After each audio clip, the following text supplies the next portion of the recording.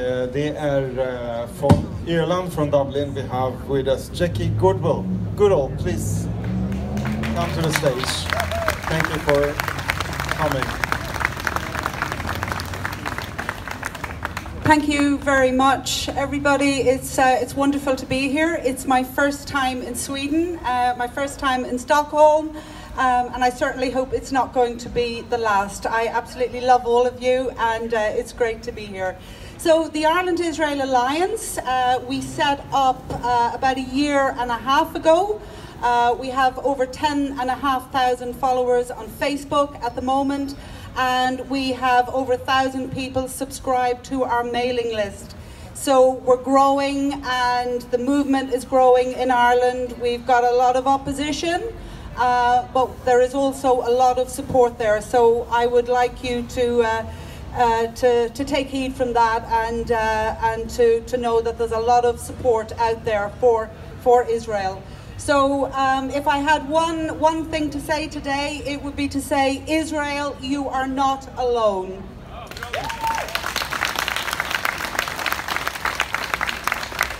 So just to give you a little bit of a background for me, I'm Irish, I'm a non-Jew, and I'm a proud Zionist.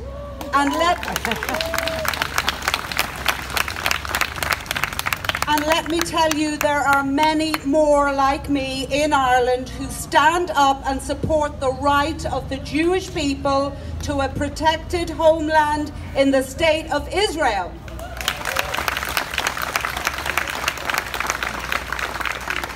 And that's what Zionism is.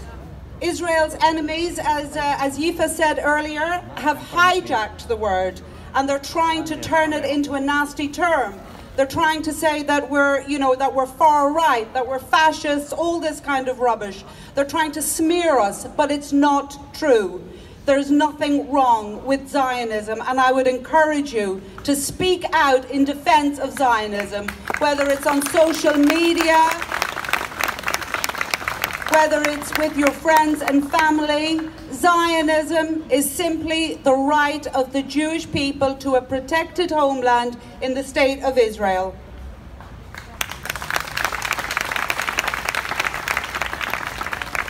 So, I'll say again, it's really wonderful to be here today, and I felt it was really important to be here. I don't go to rallies all over the world. I don't have the time, I don't have the resources to do it, but I spoke with Saskia back in June. She told me this was happening, and I felt I really did feel it in my heart that it was very, very important to be here today. Ireland and Sweden, rather, we do have much in common. We're in the northern hemisphere, both northern European countries.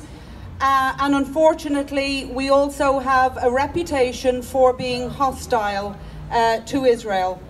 But at the same time, within both countries, I know that there are many people who do stand with and support the state of Israel. Okay, they might not all come out to rallies, they might not all get on social media, they might not go to protests.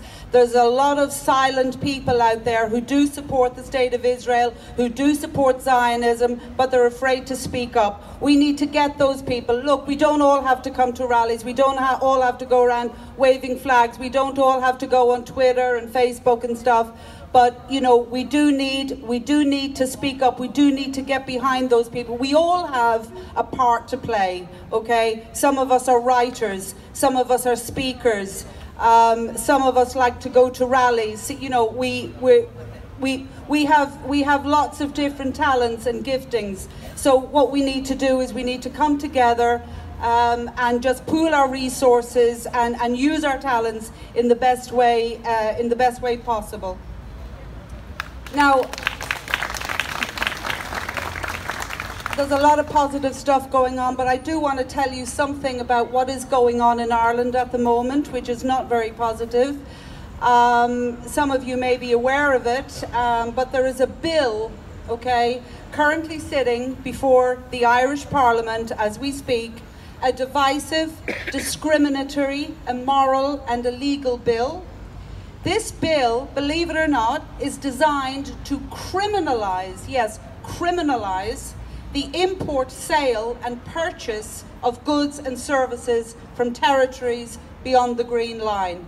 Now, there is nowhere in the world, apart from places like Iran, that does such outrageous legislation exists. Now, let me tell you, this bill has not passed into law.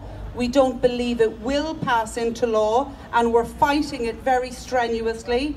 We've lobbied the government.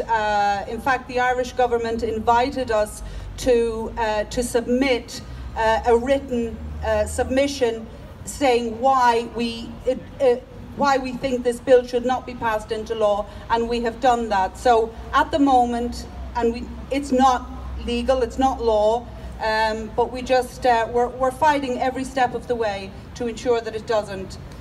But if this kind of bill did become law, what it would actually mean is that Irish citizens and Irish businesses who visit holy sites in Jerusalem, or take tours with Jewish tour guides, or buy souvenirs from Jewish vendors, would be liable to fines of up to €250,000 and a 5-year prison term.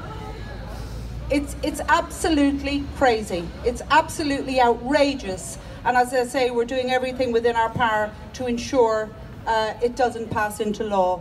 Now, this has kind of upset an awful lot of Irish people because we're getting a very bad press about it, as you can imagine. But I just want to reiterate and to say again that there are many, many people in Ireland. Some are very quiet about it, some get up and speak, but there are many people in Ireland who stand with Israel and the people of Israel, Jews and Arabs alike.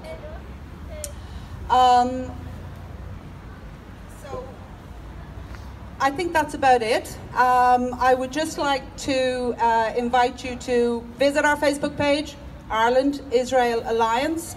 Follow us on Twitter, IRL, ISR, ALLIANCE, or go and visit our webpage, irelandisrael.ie. Just see what we're doing, and But I think so. I'd just like to say again, thank you. Thank you very much for inviting me, Saskia. It's been wonderful, a wonderful opportunity to come here and speak today. I'm Yisrael Chai.